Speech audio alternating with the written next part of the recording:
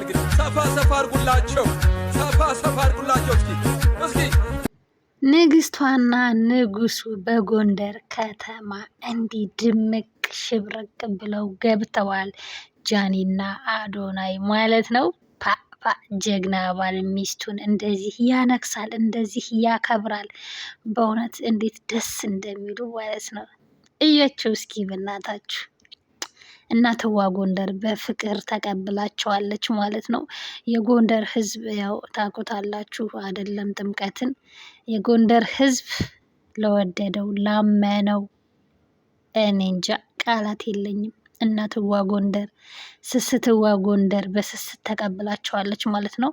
ጃኒና አዶናይም እጅግ በጣም ደስ ብሏቸዋል። ጥምቀትን ጎንደር ላይ ለማክበር እንግዲህ ከች ብለዋል ማለት ነው። እንዴት ደስ እንደሚሉ አለባበሳቸው በቃ በጣም ነው ደስ የሚለው ማለት ነው። ትንሽ ይሄ እንትኑ ይሄ ምንድነው የሚባለው የቤተ ክርስቲያን ጥላ ግን አግባብነት የለውም ብለው ያው ብዙ ቁጣ እየደረሰባቸው ነው። ያው መሆን የለበትም። በእርግጥ ግን ደግሞ ያው የሰው ልጅ በቃ ይሳሳታል ማለት እነሱ እንግዲህ መሰላቸው አደረጉላቸው። እነሱም አይደሉም አድርግሉን ብለውም አይደለም። ግን ያው እኛ ሰው ታውቁታላችሁ ትንሽ መካበድ ይወዳል። በሙዚቃ መሆኑ ደግሞ ትንሽ ህዝብን ሰውን እንግዲህ ኮማቾችን አስከፍቷል ማለት ነው። ግን ያን ያክል እነሱ እንደዚህ በክፋት ላይወስዱት ይችላሉ። ነገር ግን እንደዚህ አይቻልም እያሉ ኮሜንት ላይ እጅግ በጣም እየወቀሷቸውና እንትን እያሏቸው ይገኛሉ። ያው እነሱን ባለማወቅ ሊሆን ይችላል ማለት ነው።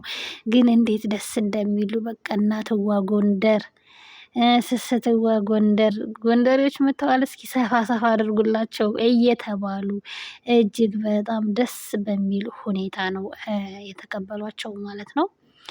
ያው ጥምቀት ታውቃላችሁ፣ ጥምቀት አይደለም ጎንደር ላይ የትኛውም ቦታ ላይ ይደምቃል።